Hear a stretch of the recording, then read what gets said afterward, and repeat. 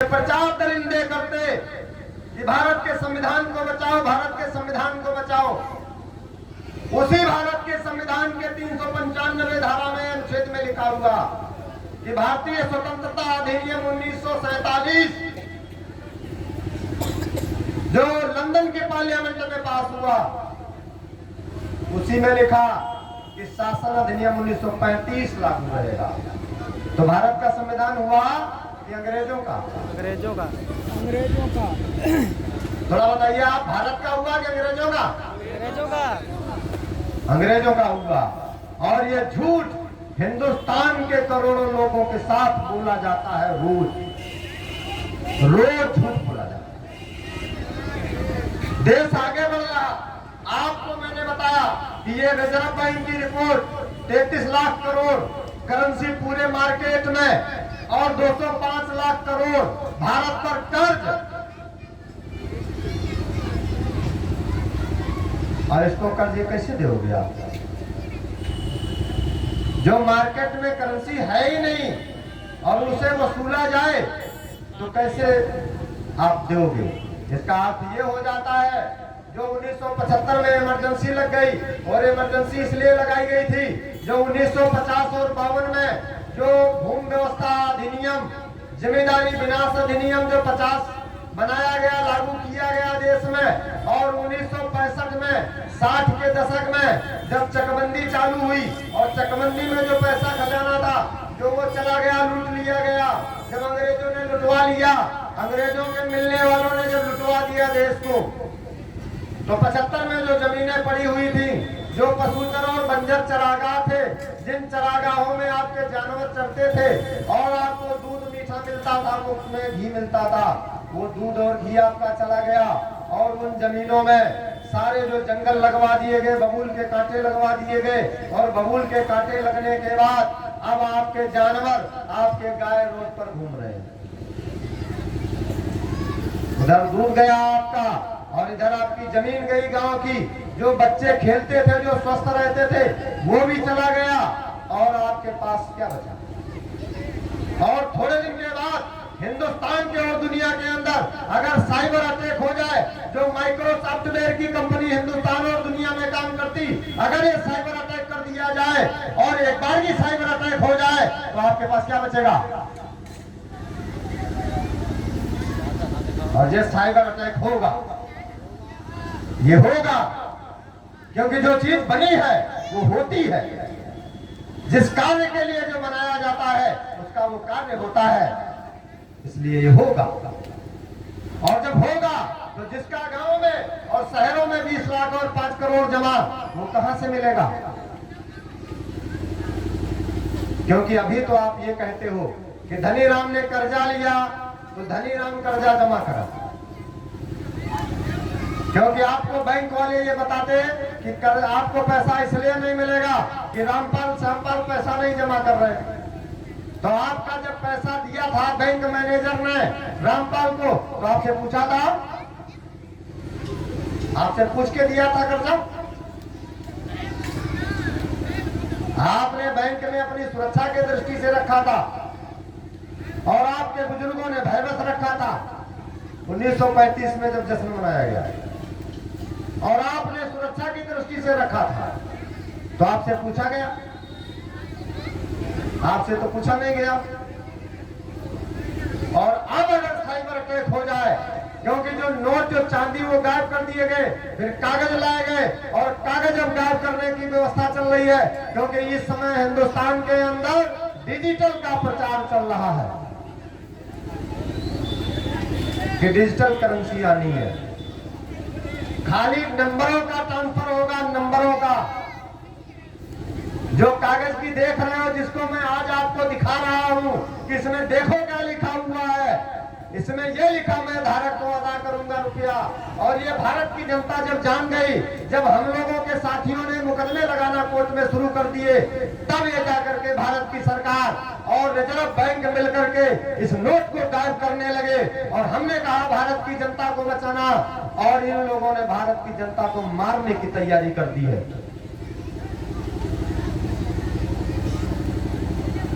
अगर ये बात मेरी गलत तो फिर 75 में वो जो बात हुई थी कि जबरदस्ती पकड़ करके सड़कों पर रोडों पर लोगों को पकड़ पकड़ कर जो नसबंदी की गई, जो उनके जो है उनके ऑपरेशन है जो चीर फाड़ दिया गया, तो वो क्या था?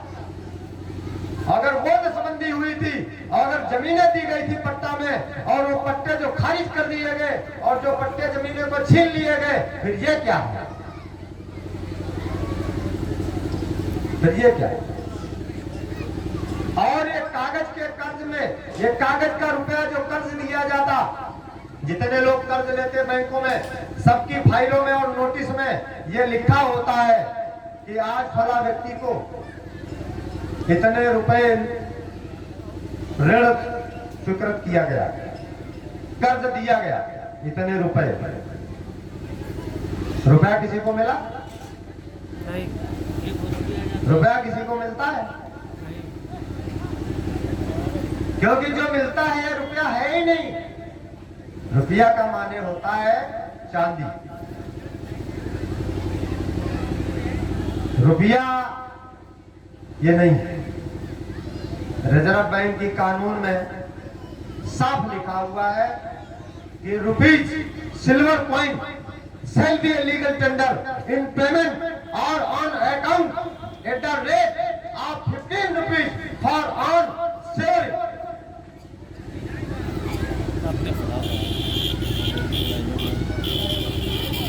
रुपया ये है, एक चांदी का रुपया सिल्वर कॉइन और उसका लीगल टेंडर 15 रुपया, एक गोल्ड कॉइन सोने की मोहर, ये रुपया है। तो जब आपको रुपया मिला नहीं कर्ज में और आप जब कर्ज लेने जाते तो आपकी जमीनें गिरवी रखी जाती, आपके मकान गिरवी रखे जाते शहरों में, आपकी गाड़ियां गिरवी रखी जाती हैं। जब आप गिरवी रखते हैं अपनी प्रॉपर्टी, तब आपको कर्ज मिलता है और कर्ज के नाम पर आपको धोखा मिला। कर्ज के नाम पर आपको कागज का नोट मिला और कागज के नोट में ये हमारे नौजवान बच्चे पढ़ने वाले जो पढ़ने और शिक्षा के नाम पर लोन लेते और उनको जब नहीं उनको डिग्री मिल पाती, जब वो नौकरी गवर्नमेंट सर्वेंट नहीं हो पाते, तो समाज से शर्मिंदा होकर के सुसाइड करते, फांसी लगा देते।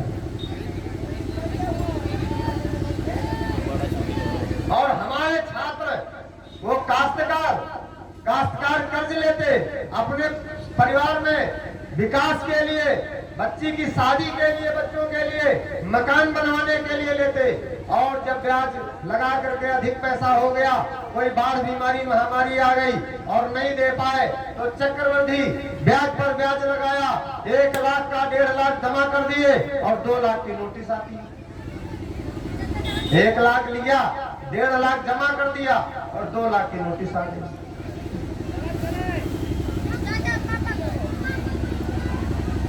अब जब 2 लाख की नोटिस आई और जिस दिन आपके समधी साहब बैठे होंगे, जिस दिन आपका दामाद बैठा होगा, जिस दिन आप बहू को लिवाने जा रहे होंगे, जिस दिन आपके लड़के की बारात जा रही होगी, उस दिन आपके घर में बैंक का मैनेजर आता है पैसे वसूली करने के लिए। और यदि उस दिन आएगा तो ये बात उसी दिन आपको पता चलती है कि अब मेरा कितना समाज में अपमान हो गया। फिर उस दिन काश्तकार या काश्तकार का बेटा या काश्तकार की वो बच्ची, क्योंकि अब शादी तो होनी नहीं है, जब बैंक वाले आ गए, जब कर्जा मांगने लगे, तो आपकी तो जो प्रतिष्ठा थी, जो सम्मान था, जो इज्जत था, वो तो चला गया। और अगर शादी नहीं हुई तो वो बिटिया उस दिन फांसी लगाती है जहर खाकर।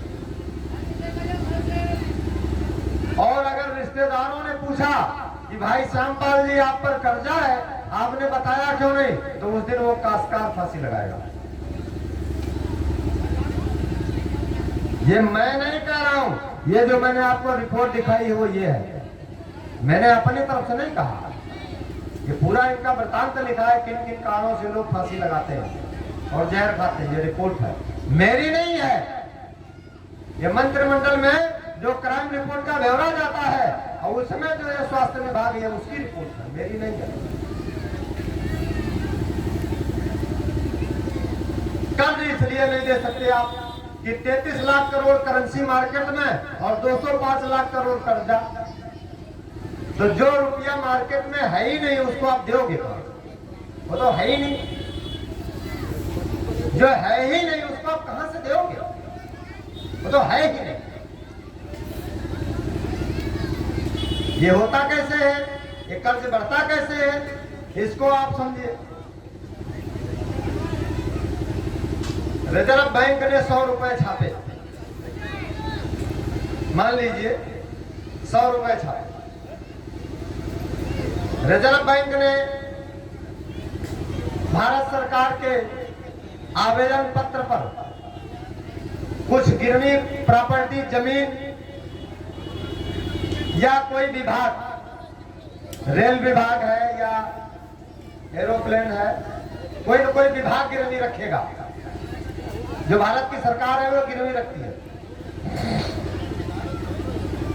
100 रुपया कर्ज आ जाएगा तो रिजर्व बैंक के खाते में 100 रुपए और भारत सरकार के नाम 100 रुपए भारत सरकार को दिया जाएगा, तो भारत सरकार के नाम 100 रुपए हो गए। और भारत सरकार जब राज्य सरकार को देगी तो राज्य सरकार के नाम 100 रुपए, और राज्य सरकार के माध्यम से माने जिले का जो जिला अधिकारी, कलेक्टर जो कलेक्ट करता है, चारों तरफ से जो माल खींचता है कलेक्टर, इसीलिए उसको कलेक्टर कहा जाता है, क्योंकि वो कलेक्ट करता है, इकट्ठा करता है, इसीलिए उसे कलेक्टर कहा जाता है। ये कलेक्टर आज का नहीं है, ये अंग्रेजों के द्वारा बनाया गया कलेक्टर है कि जो जितना माल लूटेगा उसका उतना बड़ा पद होगा। तो जिले में सबसे बड़ा अधिकारी कौन होता है? कलेक्टर। डिस्ट्रिक्ट मजिस्ट्रेट तो कलेक्ट करता है, सारे विभागों से कलेक्ट कर लेता है और सीधे गवर्नर को भेज देता है, राज्य को, स्टेट गवर्नमेंट को गवर्नर के खाते में भेजा जाता है। तो राज्य सरकार के माध्यम से कलेक्टर को 100 रुपए और कलेक्टर के माध्यम से खंड विकास अधिकारी के जरिए से गांव के काश्तकार रामपाल श्यामपाल को कर्ज दिया जाता है।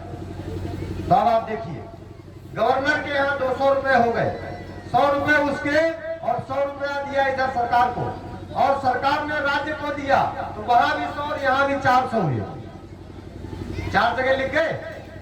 और जितना लिखा होगा वो तो होता है, जो लिखा जाएगा वो तो लिया जाएगा कि छोड़ दिया जाएगा, 400। और राज्य सरकार जब डीएम के माध्यम से, तो फिर 100 वहां 100 यहाँ 600 हो गए, 600 हुए। और फिर खंड विकास अधिकारी और ग्राम विकास अधिकारी मिलकर के प्रधान के माध्यम से ग्राम पंचायत में जो मीटिंग होती है, मधुमक्खी पालन, भैंस पालन, बकरी पालन, तो यहाँ लिस्ट बनती है। तो इधर भी तो कर्ज लिखा जाएगा, तो किसी के नाम 10 रुपया, 20 रुपया, 25, 50 इस तरीके से, तो इधर भी 100 रुपया, तो 600 और 2 800 हो गए ना, 800। अब थोड़ा मैं ये बताओ, ये जो मैं बता रहा हूँ ये गलत है कि सही है? सही नहीं, थोड़ा हाथ उठा के अगर सही हो तो सही बता दीजिए और गलत है तो गलत बता दीजिए। सही है। अब आप समझिए, रिजर्व बैंक ने 100 रुपए छापे और रिजर्व बैंक और भारत सरकार के साथ मेलजोल करके राज्य सरकार, और राज्य सरकार में आती है ये पुलिस, ये अलग नहीं। और पुलिस कुछ नहीं जानती, वो बस इतना ही जानती है कि तुमने कर्जा लिया तो क्यों नहीं दिया।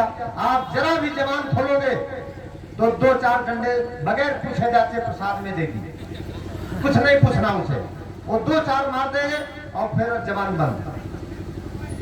हमें बताओ कि 100 रुपया रिजर्व बैंक ने छापा और भारत की और राज्य की और जिले की पूरी सिस्टम लगा दी जाए तो 800 कहां से आएगा?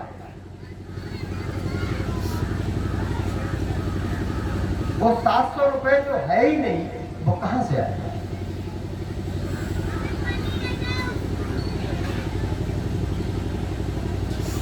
इसलिए ये अंग्रेजों का पूरा कानून है। अंग्रेजों ने इसीलिए बनाया था कि हम भारत वालों को, भारतीयों को लूटेंगे और अंग्रेजों के लिए लाभान्वित करेंगे, अंग्रेजों को खुशहाल बनाएंगे और भारत के नागरिकों को लूटेंगे। तो अपनी लूट कब तक करवाओगे? अब तो खत्म है, अब तो सब मामला खत्म है। खत्म क्या है? आपके सारे चरागाह चले गए, साइबर अटैक कर दिया जाए, अभी उधर से वो लोग करेंगे और जब कर देंगे तो जितना डीजल का आयात निर्यात हो रहा है ये ठप हो जाएगा, जाता रहेगा। नेटवर्किंग व्यवस्था फेल हो जाए तो ये डीजल पेट्रोल ये आता रहेगा? नहीं आएगा। और जब डीजल पेट्रोल का आवागमन बंद हो जाएगा तो हिंदुस्तान का जो काश्तकार है, ये काश्तकारी कैसे करोगे? ट्रैक्टर से? ट्रैक्टर चलाओगे? किराया दे करके ट्रैक्टर से बुआई कराओगे? डीजल जब आना बंद हो जाए तो करवाओगे?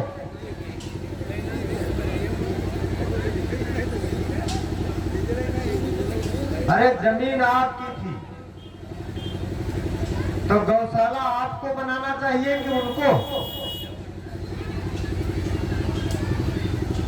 जमीन आपकी है तो गौशाला आपके घर में होना चाहिए कि उनकी द्वारा बनना चाहिए? तो गौशाला तो वो बनवा रहे हैं। और आपको मालूम, गौशाले में जानवर बंद कर दिए जाते हैं, गाय बैल, और बंद करके दूसरे दिन, तीसरे दिन और चौथे 5 दिन, 15 दिन के बाद सारे बूचर खाने पहुंचा दिए जाते हैं और उनके कत्ल कर दिए जाते हैं, कत्ल कर दिए जाते हैं।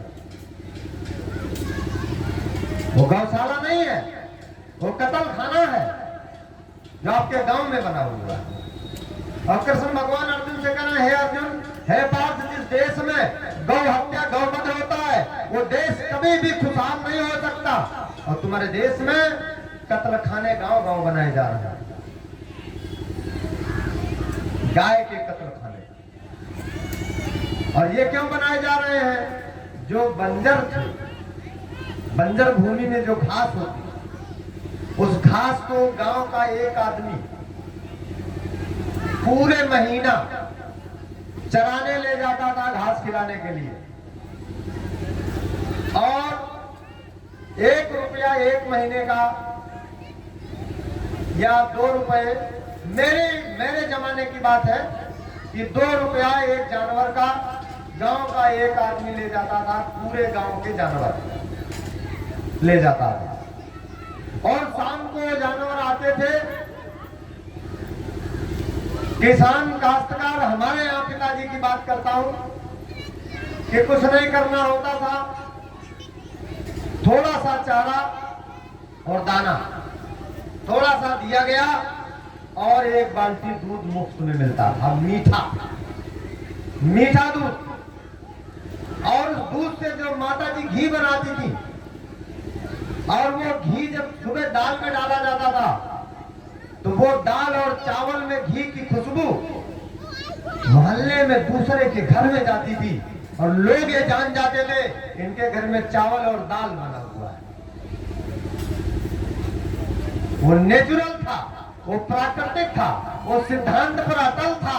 जो सिद्धांत पर नेचुरल था वो आपको मिलता था और वो आपका चला गया। जमीन गई, जानवर गए। अब आगे की जो स्थिति बन रही है, तो पट्टे तो चले गए, नसबंदी में उधर भी सब चला गया आपका। इधर चकबंदी में जो जमीनें काटी गई, कटौती की गई, और जो घरों में जेवर था थोड़ा बहुत वो चला गया, तो पट्टे खारिज हो गए, वे सारी जमीनें चली गई। अब ये जो जमीनें डली हुई हैं गांव में, इन जमीनों में कर्ज आ गया है। किसी भी गांव की खतौनी निकाल के आप देखो, आपको 90% जमीनें कर्ज में डूबी हुई मिलेंगी। ये बात मैं गलत कह रहा हूं? कर्ज में डूबी नहीं है। जो जितने पैसा वाला आप देखते हो उतने ज्यादा कर्जदार है। बस ये है कि वो इज्जत के लिए आपके बीच में बैठता नहीं है, क्योंकि इज्जतदार है। कर्जदार है ये बात पता चल जाएगी तो अपमान हो जाएगा। लेकिन तुम बैठो सिस्टम पे और निकालो गांव की खतौनियां एक तरफ से, तो 90% 95% खतौनियां आपको कर्ज में डूबी हुई मिलेंगी। जितने शहरों में बड़े बड़े मकान आप देख रहे हो, ये सारे मकान, शहरों के जितने मकान बने हुए हैं, ये सारे मकान 40 लाख 50 लाख और 1 करोड़ और 5-5 जो है करोड़ रुपए के हवेलियां कर्ज में डूबी हुई हैं। आप हाँ जी देख लीजिए, उसका डाटा निकाल करके। तो आपकी जमीन कर्ज में, मकान कर्ज में, आपके पास है क्या? और ये जो मैं कह रहा हूं कि 33 लाख करोड़ करेंसी मात्र भारत में और 205 लाख करोड़ कर्ज भारत पर जो है ही नहीं, ये आप दोगे कहां से? तो इसका मतलब ये तय है, जिस दिन साइबर अटैक हिंदुस्तान के अंदर होगा तो जितने दिल्ली लखनऊ में बैठे ये जितने कोटि के लोग ये हिंदुस्तान को छोड़ देंगे। क्यों छोड़ देंगे?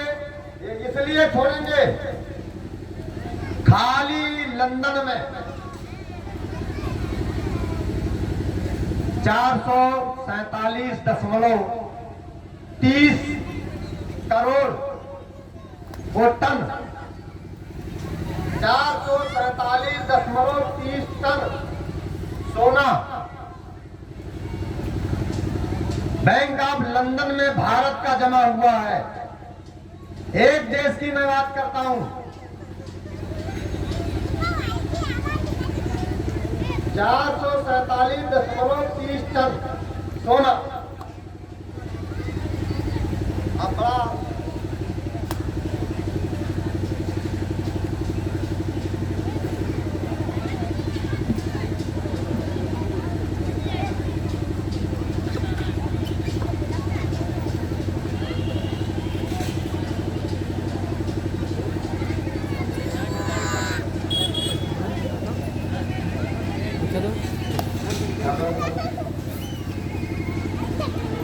447.30 टन।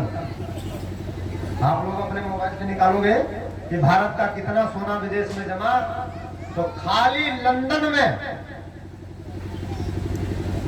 447.30 टन सोना जमा है।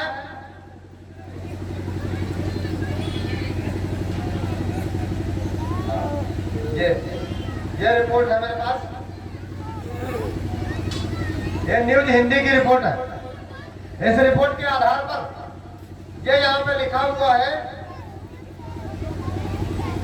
447.30 टन सोना विदेशी बैंक के पास बैंक ऑफ इंग्लैंड में रखा हुआ है। ये मेरे पास रिपोर्ट है। और ये किसने जमा किया? आपने? किसने जमा किया? नेता मंत्री। नेता मंत्री, थोड़ा जोर बोलो।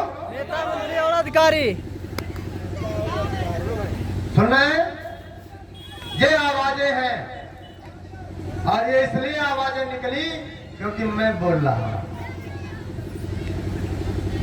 नहीं तो ये आवाजें नहीं निकलती। आप समझिए, ये जिन लोगों ने जमा किया है, अभी कितना स्विट्जरलैंड में जमा, कितना नेपाल में जमा हुआ है, कितना सोना आपके हिंदुस्तान का जमा हुआ है।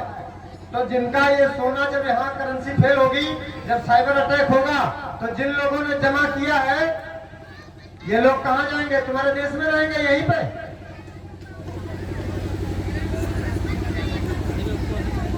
क्या करोगे आप फिर? तो जमीन गई, आपके मकान गए, नसबंदी में बच्चे गए और खजाना गया। और हुआ क्या? इन 76 वर्षों में देश आपका आगे बढ़ रहा है।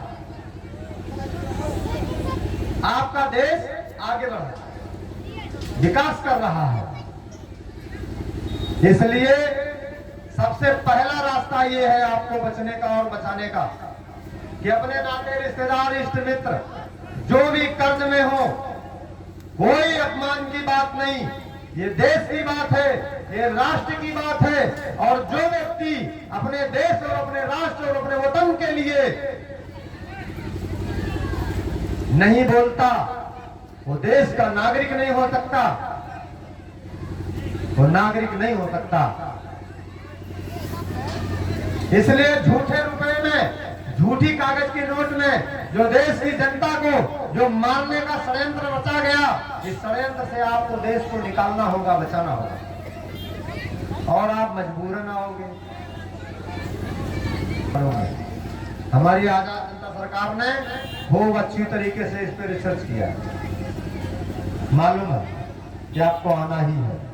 तो पहला रास्ता, पहला आवेदन जो गवर्नमेंट को, बैंक को दिया जा रहा है, उसमें यह दिया जा रहा है कि आपने जो कर्ज में दिया था कागज, तो उसमें 20 रुपए की नोट लगा के दी जा रही है कि 20 रुपए की कागज की पत्र मुद्रा आप लीजिए और इसके बदले में हमको एक सोने की मोहर और 5 चांदी के रुपए दीजिए। क्यों? अधिनियम के आधार पर जो रुपया है वो चांदी का रुपया है, और जो लीगल टेंडर है, जो वैध है, जो सैद्धांतिक है, जो नेचुरल है, वो 15 रुपए बराबर 1 तोला सोने की मोहर। ये कानून है, इसको आप फिर समझ लीजिए। जो रुपया है वो चांदी का रुपया है और उसका लीगल टेंडर जो है वो 15 रुपए बराबर 1 तोला सोना, ये रुपया। और ये रुपया अगर बैंक नहीं देता तो मैं आपकी जमीन नहीं ले सकता, आपके मकान को नीलाम नहीं कर सकता। क्यों नहीं कर सकता? कि जब कर्ज लिया गया था तो उस समय दोनों पक्षों का स्वीकार्य हुआ था,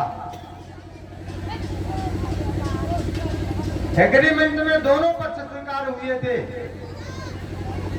तब लोन मंजूर हुआ था और तब आपको कर्ज दिया गया था। तो रुपया तो दिया ही नहीं गया था, तो पहला धोखा ये हुआ। और दूसरा धोखा ये कि पूरा देश कर्ज में डूब गया, क्योंकि रुपया तो था ही नहीं। रुपया होता तो देश विकास करता, देश पर कर्ज नहीं होता।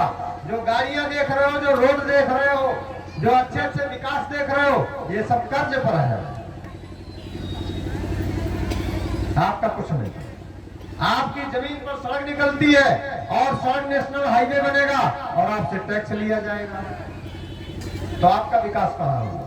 वो तो व्यापार चल रहा है, जो विदेशी पूंजी निवेश भारत के अंदर किया गया है, तो आपका कहाँ? इसलिए प्राण बचाए कैसे, उसका ये रास्ता। फार्म भरवाओ, और जो भी फार्म भरेंगे लोग, 2 चीजें याद रखना। कोई परेशानी दिक्कत हो, ये मोबाइल नंबर दिए गए हैं, आप इस पर मिस कॉल करोगे, आपको पूरी मदद हमारे सिपाही जो आजाद जनता सरकार के फौजी हैं वे पहुंचेंगे, आपकी मदद करेंगे। आपको कुछ नहीं करना, लेकिन आवेदन नहीं भरवाओगे तो हम लोग कुछ नहीं कर पाएंगे, क्योंकि ये लड़ाई आपकी है। यहां पे एक प्लेटफार्म बना दिया गया और इस प्लेटफार्म के माध्यम से आपकी मदद होगी। भगवान कृष्ण ने एक सेना बना दी थी और लोग शामिल हुए, धर्म की स्थापना हो गई। हर जमाने में, हर युग में तरीकों से कार्य होता है।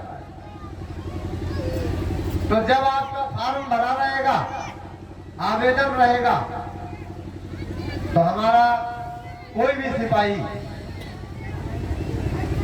अगर बैंक के लोग आते हैं वसूली के लिए तो सबसे पहले आपको यही कहना होता कि हमने जो आवेदन दिया, जो कागज दिया, उसका आपको जवाब देना है। जवाब देंगे, आपका पैसा पूरा आजाद जनता सरकार जमा करेगी। आपको नहीं देना पैसा। बैंक का कर्जा हो, चाहे बिजली का बिल, चाहे मकान का कर्जा हो, चाहे जानवरों का हो, किसी प्रकार का कर्जा हो, आपको नहीं देना। हमारी आजाद जनता सरकार जमा करेगी रुपया, कानूनन जमा करेगी, वैधानिक जमा करेगी, लीगल टेंडर में जमा करेगी। वो तो हम बताएंगे कैसे जमा होता है पैसा, वो तो हमारी सरकार बताएगी पैसा क्या है। और उसके बाद में ये कागज उठा करके सारे कोर्ट में लगाए जाते हैं, फिर हमारा रुपया इन पर निकलता है। कैसे निकलता है थोड़ा इसको समझ लीजिए। वो तो लोग कहावत कहते हैं ना कि लेने की देनी पड़ गई, किसी तरीके से प्राण बचे और लौट के बुद्धू घर को आए। सरकार के सामने जब सरकार आई तो उसका खेल खुला। ये कैसे? 15 रुपए बराबर 1 तोला सोना। आपको भी मैं समझा दूंगा, नहीं तो सोचोगे ऐसे ही कह के चले गए, तो आप भी समझ लीजिए। 15 रुपया बराबर 1 तोला सोना, ये लीगल है, कानूनन है, वैधानिक है। और इस समय 1 तोला सोना कितने रुपए का होगा? लगभग 60,000। 60,000 लगभग। 15 रुपया बराबर 1 तोला सोना, ये वैधानिक है, लीगल है, कानूनी है। तो 60,000 रुपया तोला जो मार्केट में बिक रहा, ये रुपया अवैधानिक है। क्योंकि 100 सेंटीमीटर का ही 1 मीटर होगा कि कुछ कम का होगा? नहीं। 1 मीटर में सेंटीमीटर घटा दिए जाए 10, 15 तो मीटर रह जाएगा? नहीं रह जाएगा। ये किलो बाट बाजार में बैठे दुकानदार लोग, अब तो नहीं, पहले लोग आते थे इंस्पेक्टर कि अगर कोई बाट कम रहेगा तराजू का उसका, तो तुरंत उस पर प्लांटी पड़ती थी और उसका ले जाते थे तराजू और उसका बाट। तो ये मानक है, ये सिद्धांत है माल को तौलने का, वस्तु को तौलने का, ये सिद्धांत है, ये बाट है, ये पैमाना है। और पैमाना सिद्धांत की कसौटी पर कभी भी उसको इधर से उधर नहीं किया जा सकता। सिद्धांत रूल ऑफ लॉ होता है। सूरज सुबह निकलता है और शाम को अस्त हो जाता है। तो चाहे जितने मुद्दतें गुजर जाएं, सदियां गुजर जाएं, लेकिन उसका आने और जाने का अपना समय है। और कितने लोग आएंगे और जाएंगे, लेकिन सूरज का वो समय अपने समय पे है। कितने बादल आ जाएं, कितने दरिंदे आ जाएं, लेकिन सिद्धांत तो सिद्धांत रहेगा। इसलिए रुपया एक सिद्धांत है, रुपया एक मानक है, रुपया एक पैमाना है, रुपया एक बांट है, जो वस्तु को मापने का मापक है, उसकी वैल्यू। तो 60,000 रुपया तोला जो आज हो गया, तो इसका मतलब ये है कि आपके रुपए में छेड़छाड़ हो गई है। रुपए के साथ आपके जो है कुटकर्ण हो गया है। ये कानून की भाषा है। भारतीय दंड संहिता 1860 में साफ लिखा गया कि रुपए का जो कूटकर्ण करेगा और कूटकृत रुपए से जो लेन देन करेगा, उसमें आजीवन कारावास है। और रुपए का कूटकर्ण भारत सरकार और रिजर्व बैंक के अलावा कोई नहीं करता, क्योंकि रुपए के कागज की नोट पर भारत सरकार और रिजर्व बैंक का जिक्र है, बाकी किसी का है ही नहीं। इसलिए कोई अपराध की कैटेगरी में नहीं आता, भारत सरकार और रिजर्व बैंक। तो 60,000 रुपए तोला जो मार्केट में, तो 15 रुपया बराबर 1 सोने की मोहर। ये वैधानिक है।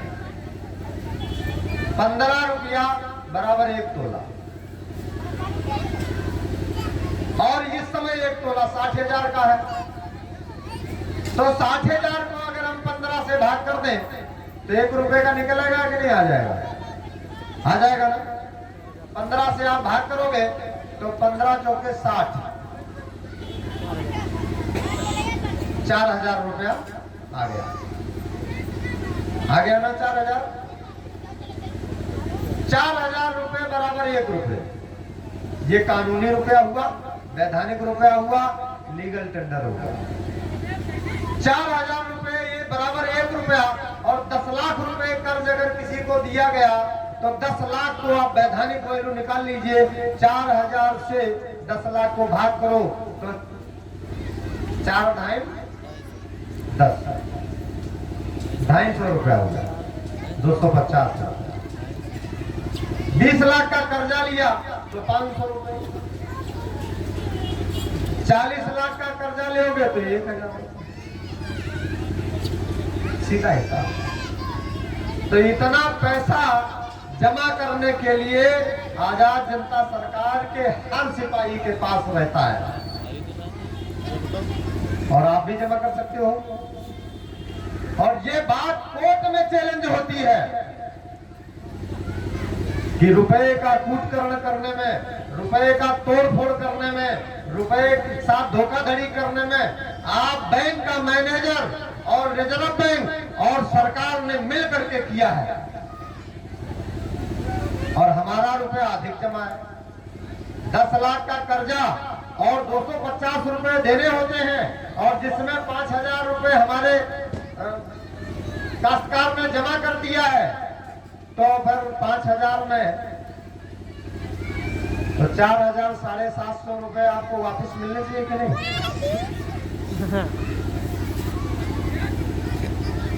आपके बढ़ रहे हैं कि नहीं बढ़ रहे हैं? लेकिन ये आपको तब मिलेंगे जब आपकी तरफ से कोई वकील वकालत करेगा,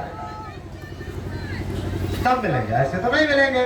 इसलिए आपकी तरफ से, जनता की तरफ से, भारत की जनता की तरफ से आजाद जनता सरकार वकालत करने के लिए उतर पड़ी है। आपकी तरफ से वकालत करने के लिए ये कागज लगाए जा रहे हैं। ये वकालत का पहला नमूना आपके सामने है। उसी नीचे लिखा हुआ 20 रुपए की नोट जो जमा होती, उसकी जो कागज भेजा जाता है बैंक को और गवर्नर को, उसमें कहा जाता है कि काश्तकार का 1 सोने की मोहर और 5 चांदी के रुपए दीजिए। बाकी इनका जो कर्जा है हम जमा करेंगे। इनका काश्तकारों का जो जनता का कर्जा, भारत की जनता का कर्जा, वो हम जमा करेंगे। तो इसमें कोई तकलीफ?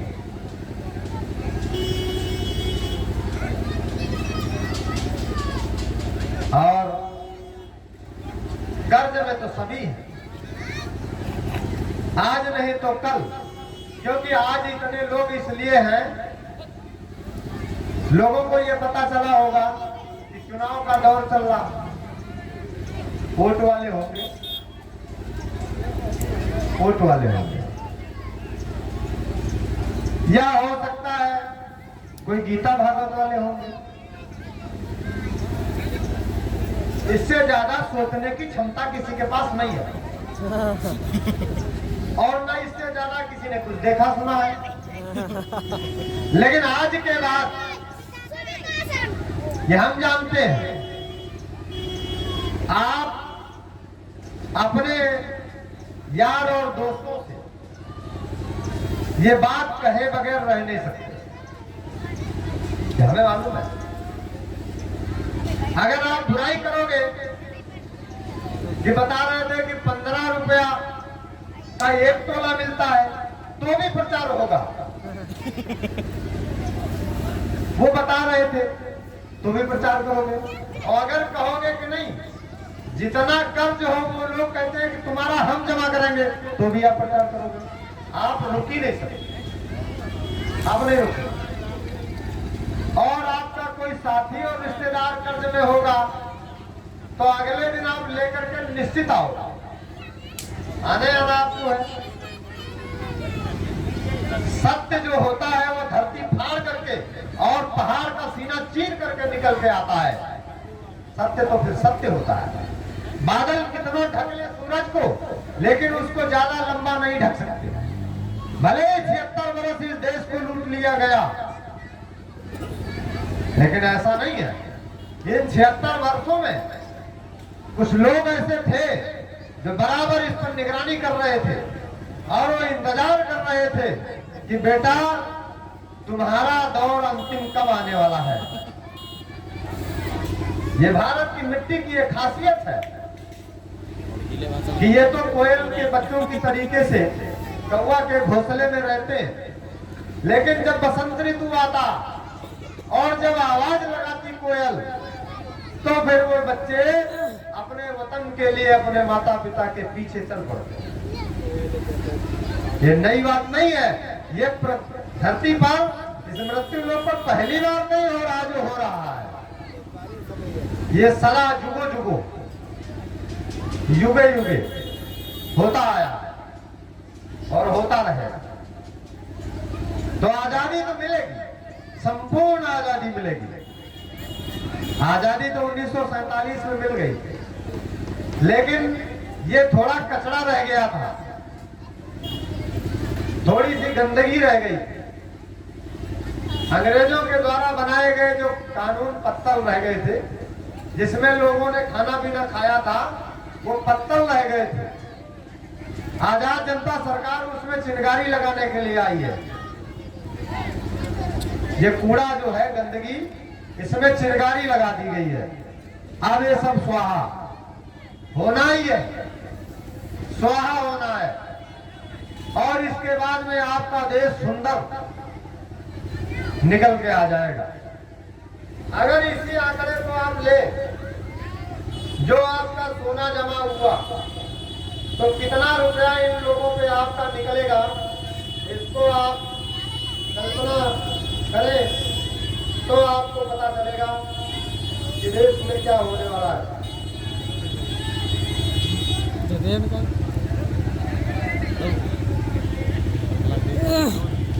जो करेंसी है 33,86,190 पूरे हिंदुस्तान में है और 205 लाख करोड़ कर्जा है, माने 17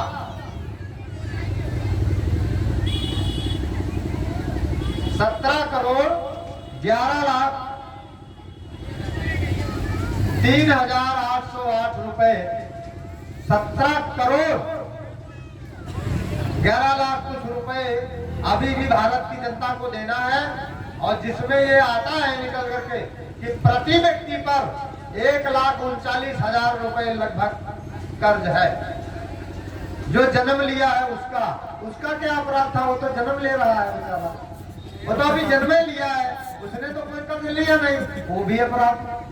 जन्म लेना भी मना है हिंदुस्तान के अंदर, उसके लिए बैरियर लगा दिया कि नहीं, जन्म लोगे तो 1,39,000।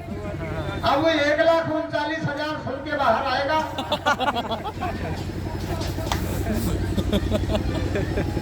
अब आएगा नहीं।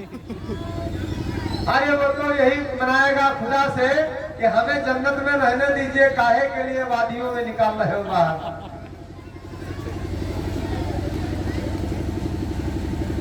तो इस देश में ऐसा नहीं है कि होता नहीं है।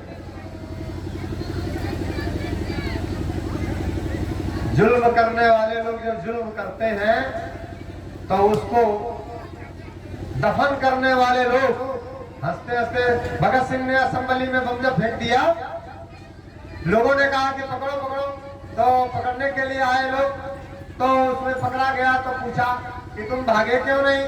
कि भागे इसलिए नहीं, एक महिला आई उसने पकड़ लिया अंग्रेज थी, दोनों हाथ लगा दिए गेट पे, तो वो खड़े हो गए। बाद में जब जेल में बंद कर दिया गया तो मिलाई करने गई कि तुम भागे क्यों नहीं? भागे इसलिए नहीं कि हमारे देश के लोग वीर होते, स्वाभिमानी होते।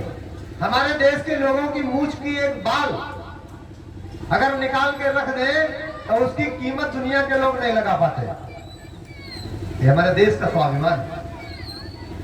लोग पहले ताव फेर देते थे, मूंछ के बाल पे ताव फेरते थे, इसलिए उसकी कीमत थी। पगड़ी अगर उतार के रख दी जाती थी तो मान लिया जाता था कि राजा हार गया, और ये बता दिया जाता था कि पगड़ी की शान जाने न पावे और चाहे जान भले ही जावे। अरे अपने देश का एक रुतबा है हिंदुस्तान का, तो अपना देश ऐसा है कि कोई देश नहीं। तो ये कर्ज इन्होंने इसलिए निकाला था कि भविष्य में देश को कर्ज में इस तरीके से डुबो देंगे कि ये कभी नहीं निकल पाएगा। लेकिन इस देश में ये त्यागी और तपस्वी और योगियों का देश है, ऋषि मुनि महात्माओं का, पीर पैगंबर औलिया और फकीरों का देश है। इसको कोई नहीं डुबा सकता, कभी कोई डुबा ही नहीं सकता। क्यों? वो कह रहे जब जब धर्म की हानि होती है, अधर्म और अन्याय धरती पर आ जाता है, जब दुष्ट जन लोग आगे आ जाते हैं तो संहार करने के लिए मैं आ जाता हूं। अपना देश धर्म और ज्ञान दोनों से चलता है, खाली ज्ञान और गणित से नहीं, धर्म से भी चलता और ज्ञान और गणित से नहीं चलता है। खाली जीरो पर विवेकानंद ने पूरे विश्व को पछाड़ दिया था अमेरिका में, वो गणित था और ये ज्ञान था, धर्म था। तो अपना देश धर्म और गणित दोनों से चलता। तो ये इतना कर्जा, अब अगर ये आप देख लीजिए कि 60,000 रुपया तोला सोना और खाली 4,47,447.30 टन सोना को अगर वर्तमान इससे गणित कर दें तो पूरा विश्व को आप खरीद लेंगे चुटकियों में। 447.30 टन सोना की अगर कैलकुलेट करें आज की करेंसी से, मार्केट की भाव से, तो पूरा विश्व आपका गुलाम है। इसलिए भारत ये जगेगा, जगेगा भारत और ये खड़ा होगा। अपनी संपूर्ण आजादी के लिए भारत खड़ा होगा, और वो तो आप मजबूरी में खड़े होंगे, क्योंकि आपका पैसा तो आजाद जनता सरकार जमा करेगी। अब आपको तो जमा नहीं करना। जब आपका पैसा आजाद जनता सरकार जमा करेगी तो इसमें आप कोई तकलीफ है किसी को? है? अब कोई तकलीफ नहीं, कोई तकलीफ। तो अब आप आपके कोई नाते रिश्तेदार इष्ट मित्र होंगे तो उनका पैसा जमा कराने के लिए तो लाओगे ना, लाओगे। अगला कार्यक्रम में एक होने जा रहा है, राजगुरु सुखदेव भगत सिंह को फांसी दी गई थी 23 मार्च 1933 में, उनकी शहादत में यादगारी में, क्योंकि वो आजादी के लिए लड़ रहे थे। उनकी पूजा नहीं होगी तो किसकी होगी? अगर उनकी नहीं याद की जाएगी तो किसकी की जाएगी? इसलिए उनकी याद में गंगा रेती पर, जो आगरा और लखनऊ हाईवे पड़ता है, यहाँ पे जो होटल पड़ता है बांगरमऊ के पहले हाईवे पर, बस इसी से 1 किलोमीटर गंगा रेती पर ये कार्यक्रम रखा गया। गंगा रेती पर गढ़ेवा गांव पड़ता है। ये 3 दिन कर्ज मुक्ति अभियान का कार्यक्रम चलेगा और बराबर ये कागज भरने का कार्यक्रम चलेगा। और अभी बीच में हमारे साथी अन्य प्रदेश में निकल रहे हैं, तो बीच में उधर चलेगा। तो हिंदुस्तान के 80-85% काश्तकार जो कर्ज में डूबे, अभी तो कुछ लोगों को लग रहा है कि नहीं गवर्नमेंट माफ कर देगी, लेकिन अभी चुनाव के बाद जो होना होगा हो जाएगा। उसके बाद जबरदस्त वसूली चालू होगी, और जब वसूली चालू होगी तो फिर लोग दौड़ेंगे। वो हमें मालूम है माफ कैसे हो जाएगा, माफ हो ही नहीं सकता जब रुपया है ही नहीं। और अगर माफ करना पड़ेगा तो बैंक के खाते में देना पड़ेगा। सरकार अगर माफ करेगी तो बैंक को उतना देना पड़ेगा, और वो मार्केट में है ही नहीं। और ये मार्केट में क्यों नहीं है? क्योंकि जो कांग्रेस के जमाने में कर्ज आया था विश्व बैंक से, वो आज की सरकार क्यों अदा करे? जो कांग्रेस की सरकार में विश्व बैंक से कर्ज आया, वो आज की सरकार क्यों जमा करे?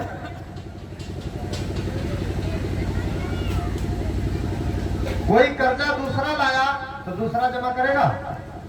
कर सकता है? नहीं जमा करेगा, इसलिए कर्ज माफ नहीं होगा। और होगा भी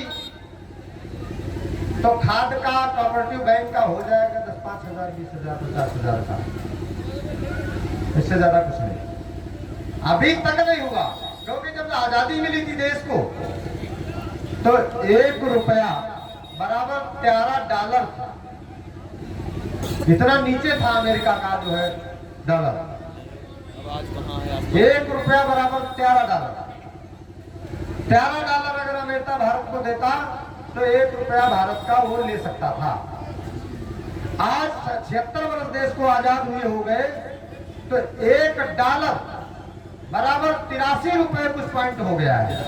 मैंने हम 83 गुना नीचे चले गए और वो कह रहे हैं कि देश आगे बढ़ रहा। इसलिए वो माफ नहीं कर, राशि का है ज्यादा नहीं। हाँ ऐसे पहले बात इसलिए नहीं माफ। इस देश को बचाने के लिए खड़ा होना होगा। और ये रुपए की वैल्यू अगर आती है, जनता को, देश की पब्लिक को अगर मिलने लगेगी तो हमारा देश हरा भरा होगा। बाजार में बहुत सारे दुकानदार हैं, ये बेच रहे हैं, और इनके तराजू के दूसरे पल्ले पर अगर बात ही ना हो और माल आप खरीदने लगो तो कुछ मिल पाएगा? तो कागज की रुपया जो मार्केट में चल रही है, इसके पीछे जो स्टॉक जमा होता है गोल्ड, यदि वो गोल्ड रिजर्व बैंक ने निर्धारित करके मार्केट में उसकी वैल्यू रखी होती है गवर्नमेंट के गारंटी पत्र के आधार पर, तो फिर आज भी 15 रुपया बराबर 1 तोला सोना होता।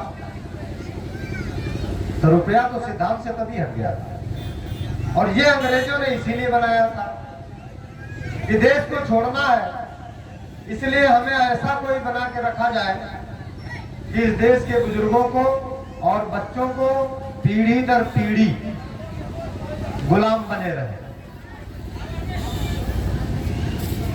वो अंग्रेजों की बनाई गई थी। तो आप लोगों ने बहुत समय दिया। ये बात खाली ध्यान रखना कि 33 लाख करोड़ करेंसी मार्केट में और 205 लाख करोड़ कर्जा। तो जो मार्केट में करेंसी है ही नहीं, वो भारत की जनता कैसे जमा करेगी? और भारत की जनता में कोई और थोड़ी है, हम आप लोग हैं। जो उनके दस्तावेजों में लिखित में है उतना तो वसूली करेंगे ही, मार्केट में वो है नहीं। इसलिए आपको मजबूर होकर के खड़े होना होगा। और ये कब खड़े होंगे? लोग जो ज्यादा सम्मानित लोग अपने को समझ रहे हैं, क्यों आएंगे? जो मकान कर्ज पर है शहरों में, कस्बों में कर्ज पर, जब उन मकानों को नीलामी के लिए नोटिस जारी होंगे, कुर्की और नीलामी के लिए जब जारी हो जाएंगे, जब तक पैसा रहता है तब तक तो किस्त आदमी देता रहता है। और आरसी नोटिस की तब स्थिति पैदा होती है जब वो कई बार देने से पीछे हट जाता है। किन्हीं कारणों से जब वो किस्त जमा नहीं कर पाता तो नोटिस आती है, और नोटिस के बाद में कुर्की और कुर्की के बाद में नीलाम कर दिया जाता है, नीलामी हो जाती है। तो आप फिर वहां पे गौर करना कि 33 लाख करोड़ करेंसी पूरे मार्केट में और 205 लाख करोड़ वसूली करना है, आएगा कहां से? तो उस समय पर ये मकान में रह रहे बहू और बेटियां ये खींच करके सड़कों पे डाले जाएंगे, इन्हें कोई नहीं रोकेगा। तब तुम दौड़ोगे। तुरंत तुम आओगे। और तब तक हमारे आजाद जनता सरकार के गांव-गांव में संगठन तैयार हो चुका होगा, और जहां नहीं हुआ हो जाएगा। फिर देश में भारी परिवर्तन होगा, फिर सुंदर सुहाना वक्त आएगा। बाकी कर्ज जमा करके आप मुक्त नहीं हो सकते। अब न्याय से ही आपको शांति मिल सकती है, बगैर न्याय के शांति नहीं मिल सकती कर्ज देने से। मैंने जो पाया है, हमारे आजाद जनता सरकार ने जो देश में निरीक्षण किया है, वो ये पाया है कि आप कर्ज देने से, और लिया है तो आप दीजिए, देना चाहिए, लिया है तो देना चाहिए। लेकिन हम ये समझ रहे हैं कि आप देने अभी जो रिकवरी एजेंट लोग जा रहे हैं, तो जब एक कागज लग जाता है तो रिकवरी एजेंट जो होते हैं वो भी कहीं ना कहीं कर्ज लिए घूम रहे हैं। बहुत रिकवरी एजेंट हमको मिले, हमारे साथियों को, तो उन्होंने कहा कि भाई साहब हमारे पर भी कर्जा है, हमने भी 4 पहिए की खरीदी थी और मकान पे, तो हमारा भी हो जाएगा। हाँ हो जाएगा। यहाँ भी लोग आए हैं, भरा चुके कागज। पहले आए जब मैं वहां पे था, घर पे बैठा था, तो आए मिलने अकेले में कि भाई साहब वहां हमको मत भेजिएगा। चलो ठीक है, तुमने कागज भेजिए। तुमने कागज भिजवाया और वहां पे उनके भरे, इज्जतदार लोग हैं, तो ठीक है आप रहो, हम आपका अपमान थोड़ी करना चाहते हैं, आप दूसरे दरवाजे से करा लीजिएगा, तो सम्मान उनका बना रहेगा, उनकी इज्जत बनी रहेगी। उन्नाव में एक कार्यक्रम हो रहा था, तो पुलिस वालों की गाड़ी आई, सुनते रहे। पहले तो दूसरे मिजाज में आए थे, लेकिन सुनने के बाद में उसमें एक एसआई थे। तो मैं जब चला गया कमरे में, तो उन्होंने कहा कि भाई साहब मैंने भी लिया था, मेरा भी हो जाएगा। तो हमने कहा आप गवर्नमेंट सर्वेंट हैं तो आपको जमा करो। हालांकि ये दुखी गरीब लोग हैं, उनके लिए है, और आप तो गवर्नमेंट है, आपको ये शोभा नहीं देता। तो कहा कि नहीं, वो तो मेरे पत्नी के नाम है। तो मैंने कहा पत्नी तो आपकी ही होगी। क्या सर जी, पत्नी तो मेरी है। तो मैंने कहा अगर बैंक वाला आपकी पत्नी को 5:30 बजे बुलावे तो आप क्या करोगे? रोकोगे कि जाने दोगे? कि नहीं साहब वो तो जाएगी क्योंकि कर्ज उसके नाम है। तो मैंने आप अपनी पत्नी 5:30 बजे भेज दोगे, तो तुम अपनी पत्नी की अगर सुरक्षा नहीं कर सकते हो तो तुम देश की रक्षा कब करोगे? अरे साहब वो क्या करें, तो नौकरी करते हैं। मैंने दशा देखी है लोगों की, अधिकारियों की। तो फिर उनका लगाया गया, फिर बाद में उन्होंने बताया कि ऐसा ऐसा है, और हम दे तो पाएंगे नहीं अब, क्योंकि बच्चों की पढ़ाई में, फीस में और तमाम खर्च में, शादी में जो उनके पास इनकम होती उससे ज्यादा खर्च हो रहा है, तो दे ही नहीं पाएगा। आप वो दरोगा जी कह रहे हैं कि कोई मामला हो तो तुम हमारे पास भेजिए और हम FIR लिखेंगे, हम सारे रिकवरी वालों को ठीक करेंगे। सही। सबने ठीक है, तुम्हारी सेवा यही सही, यही तुम देश के लिए करो। गाड़ी जब चलती है तो रास्ते में जरूरतमंद लोग आ ही जाते हैं, तो इसमें तो 85% लोग, 90% है कर्ज में डूबे पड़े हैं। अब आप अंदाजा लगाओ, आज नहीं तो कल, नहीं तो परसों, ये सारे कर्जदार लोग एक मंच पे आने हैं। एक मंच पे आने, वही वाली बात। जमा तो कर नहीं पाएंगे, है ही नहीं। तो अभी तो ये आ रहे हैं, तो रिकवरी वाले भी आने लगे। अभी रिकवरी वाले हमारे बहुत सारे काश्तकारों को परेशान कर रहे थे, गाड़ी लिए उनको परेशान कर रहे थे, लेकिन अब वो रिकवरी वाले लोग आने लगे हैं, वे भी अपने आवेदन भरवाने लगे, और भरवाने के बाद में और लोन लेने लगे। मैंने कहा कि मैं लोन लेने की तो इजाजत नहीं देता, ये कर्ज कोड़ है, कोड़ कुष्ठ है, मैं कुष्ठ की इजाजत नहीं देता। लेकिन कह रहे हैं कि सर जी अब हम इतना लूट लिए गए हैं तो हम फिर क्या करें, हम इतना लूट लिए गए, हमारे बुजुर्गों से जमाने से लूटा गया, तो हम क्या करें, अब हम कहां जाएं? तो मेरा आपको आजादी मिल गई है, आप 47 से आजाद हैं, स्वतंत्र हैं आप। तो एक शुक्ला जी हैं, रिकवरी एजेंट थे, वो और बिहारी बैठे हैं, इनके दोस्त हैं। तो अभी उन्होंने 5.5 लाख का भैंस पालन का लोन फिर करा लिया। रिकवरी एजेंट की बात मैं कर रहा हूं। वाह रे देश हिंदुस्तान, हमारा देश जब जागता है तो वास्तव में चारों तरफ से जागता है, और सोता है रात में तो सब के सब हो जाते हैं, सब बिस्तर में रजिया में अपना बंद करके सब सो गए। और जागना जब शुरू होते हैं तो जवानों की तो छोड़ दीजिए, हमारे देश में बूढ़े भारत में जवानी आ जाती है। बहुत बुजुर्गों को हमने देख लिया अपने साथ में कि किसान क्रेडिट कार्ड का कर्ज लिया और बड़ा परेशान थे, और जब कागज लग गया तो वो बूढ़े काश्तकार जो डंडा लेके चलते हैं, वो भी जब बैंक वाले आते तो उनसे कह रहे हैं कि 1 सोने की मोहर और 5 चांदी के रुपया हमको आप दो। पढ़े लिखे नहीं, अंगूठा लगा, इसमें भी देखना बहुत लोग लगा रहे हैं, लेकिन वे सब पढ़ लिख करके जा रहे हैं कि बैंक वाले आएंगे तो 20 रुपए की एक नोट रहेगी, उसमें लगी रहती, भेजी जाती है बैंक वाले को, उसकी फोटो कापी छाया प्रति बैंक पेज पे भेजी जाती है, और नोट उसी में लगी रहेगी। तो हमारे आजाद जनता सरकार के सिपाही रखते हैं कि वो इसका निस्तारण कराएंगे। तो वो काश्तकार अंगूठा जो लगाते कि भाई 20 रुपए में 1 सोने की मोहर और 5 चांदी के रुपए, बड़े आराम से हंसते हंसते मुस्कुराते हुए मांगते हैं,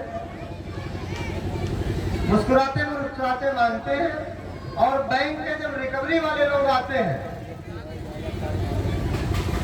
तो जब उनकी समझ में आता है तो फिर वो पूछते हैं कि 500 रुपए में तो आपके और ज्यादा हो जाएंगे, 100 रुपए में तो ज्यादा हो जाएंगे। तो कहते हैं कि साहब हम ज्यादा तो हो ही जाएंगे, ज्यादा तो हो ही जाएंगे, तो 100 रुपए में कितने हो जाएंगे? 100 रुपए में साहब आप जोड़ लीजिए, 15 रुपए की एक मोहर, तो 15 छाके 90, तो 6 सोने की मोहर हो गई और 10 चांदी के रुपए हो गए। तो रिकवरी एजेंट उसी समय कहते हैं कि दादाजी मेरी तो पूरी बात समझ में आ गई, अब मुझे कुछ समझना नहीं, पूरा आ गया समझ में, हमारे पर भी है, हमको भी मिलेगा, क्या बिल्कुल मिलेगा। तो जो रिकवरी एजेंट लोग अभी तक विरोध कर रहे थे, वे लोग अब धीरे धीरे इधर आने लगे। अब एक जगह पुलिस वाले जगह जगह तैयार होने लगे, तो वो अपने बचाने के लिए हमारे काश्तकारों की FIR लिख रहे हैं, ये कागज लगाया जा रहा, इसी के बाद में थाने में एक रिपोर्ट लिखने के लिए भेजा जाएगा कि बैंक वाले ने हमारे साथ 2 बार फ्रॉड किया, एक तो जब लोन दिया तब लोन किया हम रुपए देंगे, और तब रुपया दिया नहीं तब कागज दिया, एग्रीमेंट हुआ था रुपए का, उस पत्रावली में एग्रीमेंट रुपए का है, और दिया वचन पत्र नोट, रुपए नहीं दिए, नोट दिया, जबकि रुपया कमाने होता है चांदी, रुपया ये नहीं, ये तो वचन पत्र है, ये तो पत्र मुद्रा है, सांकेतिक और टेम्परेरी उपबंध है, अस्थायी, परमानेंट नहीं है। आपकी रिजर्व बैंक की प्रस्तावना में त्रिंगुल में लिखा हुआ है साफ, क्या अस्थायी उपबंध है, टेम्परेरी। तो टेम्परेरी रुपया दिया, और टेम्परेरी रुपया में अस्थायी उपबंध में आपकी प्रॉपर्टी तो ले नहीं सकता न्यायपालिका के अंदर।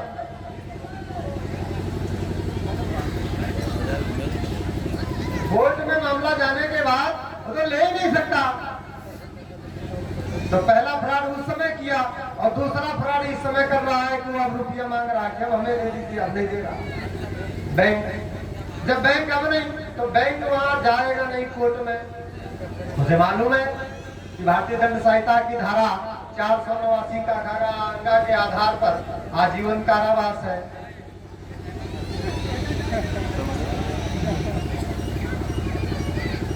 तब इसलिए वो अब आप सुरक्षित हो गए, अब आपके चेहरे पर चिकनाहट आना शुरू हो जाएगी। तो इस तरीके से अपने साथ गवर्नमेंट सर्वेंट भी आ रहे हैं, पुलिस वाले भी आ रहे हैं, रिकवरी एजेंट भी आ रहे हैं। अभी तो मैं कह रहा हूँ थोड़ा चलते रहिए, अभी आगे और होगा। क्या होगा कि विभीषण ने राम का साथ दिया और साथ देने के बाद में वो ताज फिर किसके सर पे गया? राम के, विभीषण के। अभी ये बात भी समझ में आ जाएगी कि जो गाड़ियां, जो 4 पहिए की जो लग्जरी गाड़ियां रखी, जो बैंकों में, जो विदेशों में खजाना रखा हुआ, सोना चांदी,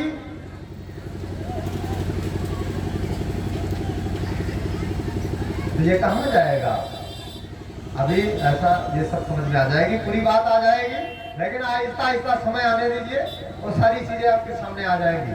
अभी जो गाड़ियां आप फाइनेंस कराने जाते हो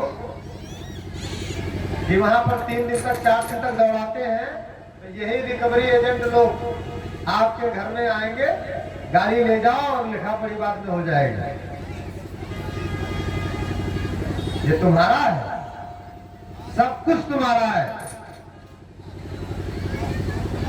हम कोई गलत परामर्श नहीं देते। जब हिसाब की बात आ जाती है, जब न्याय की बात आ जाती है, तो न्याय की तराजू की तुला पर एक भी जर्रा मात्र इधर उधर नहीं हो सकता। अभी तक सत्य की आवाज उठाने वाले नहीं थे।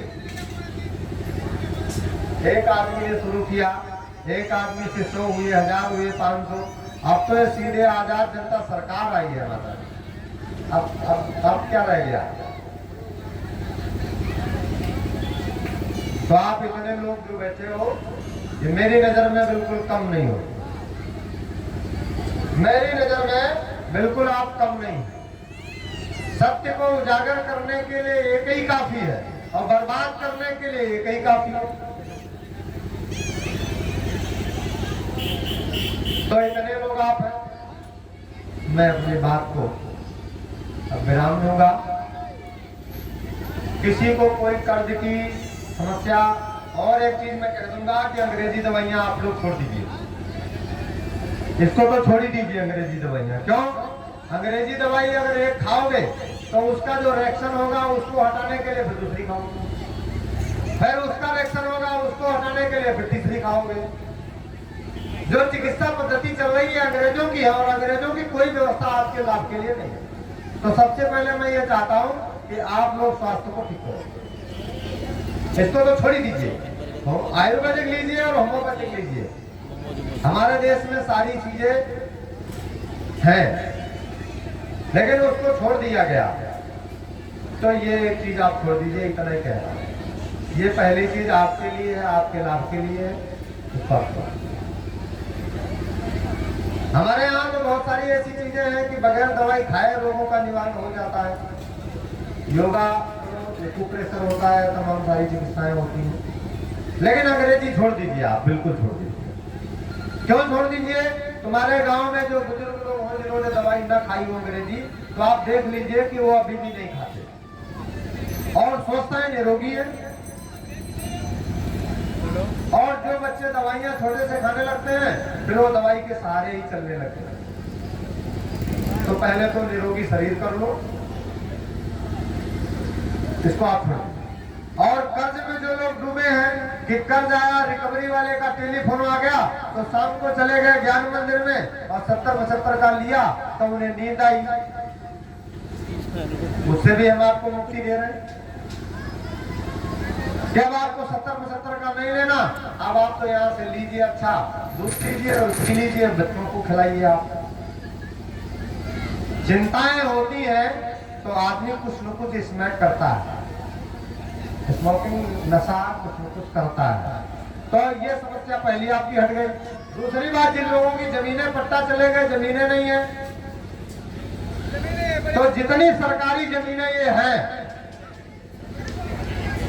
अंग्रेजों की जो ब्रितानी हुकूमत है उससे जब 15 अगस्त 1947 को आजाद हो गए तो इसका मतलब है कि जितनी ये जमीनें सरकारी और अंग्रेजों के द्वारा जो व्यवस्था बनाई गई थी उसके में जो बंधक है सारी आपकी हैं। उसके लिए राजेश भाई यहाँ पे बैठे हुए ये खड़े हुए, जमीन का अलग अलग है। जमीन का किसी की चली गई जमीन नहीं है तो आपके यहाँ कोई जमीन है उसमें दो बातें कहनी पड़ती हैं, जिसमें काश्तकार इसमें कर्ज के लिए एक सोने की मोहर 5 चांदी के रुपए मांगता है एक आवेदन में, बाकी तुम्हारा पूरा हम जमा कर देंगे, इतनी बात कहनी पड़ती। और जमीन जिनको चाहिए उनको खाली इतना कहना पड़ता है कि वन अधिनियम 1927 सारी जमीनें वन विभाग को दे दी गई है। वन अधिनियम 1927 अंग्रेजों के द्वारा पास किया गया था और स्वतंत्रता अधिनियम 1947 द्वारा हम स्वतंत्र मुक्त हो गए। अब हमें बताइए कि जब 1927 से हम 47 में मुक्त हो गए तो 47 के बाद वन विभाग ने कब इस जमीन पर अधिकृत किया? उसके कागज लगा दिए जाते हैं, आपको कुछ नहीं करना, आपको तो यही कहना कागज का जवाब दीजिए और जमीन लीजिए, और वो कभी नहीं दे सकता, उसके पास है ही नहीं जवाब, और जवाब नहीं दे सकता तो कोर्ट में एक पार्टी आदेश हो जाता है आपके पक्ष में होगा, आप गेहूं बुआई करिए अच्छी तरीके से, जो मर्जी हो तो आपका है। ये बात समझ में आई? जमीन किसको नहीं चाहिए? जमीन के लिए तो 75 में लोगों ने बच्चों की जो और औरतों की नसें कटवा दी थी, जमीन के लिए इतनी नसबंदियां हुई थी, और हम आपको कह रहे हैं कि नहीं आपका कुछ नहीं, आप जमीन आपकी, हम तो लेने आ नहीं रहे, आपको रास्ता दे रहे हैं। तो ये सारी चीजें विधिवत जानकारी के लिए कम समय में आपको बहुत कुछ तो नहीं बताया जा सकता। 3 दिन का वैसे ये रहता है, 3 दिन इसमें लग जाता है।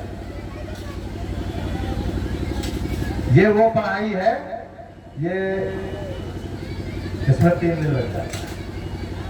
तो 3 दिन के लिए प्रशिक्षण शिविर रखा गया मार्च 22, 23 और 24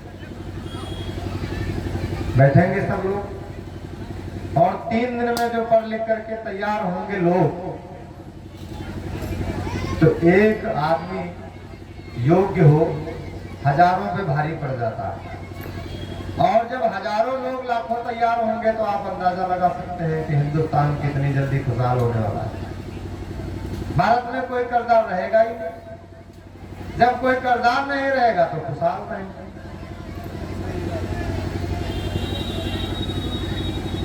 उसके बाद में ये सारी चीजें धीरे धीरे आपको समझते हैं, कोई धोखा नहीं, जो चीजें हैं सारी खुले आपके सामने कानून में संविधान में बताई गई। अब मैं अपनी बात को विराम दूंगा।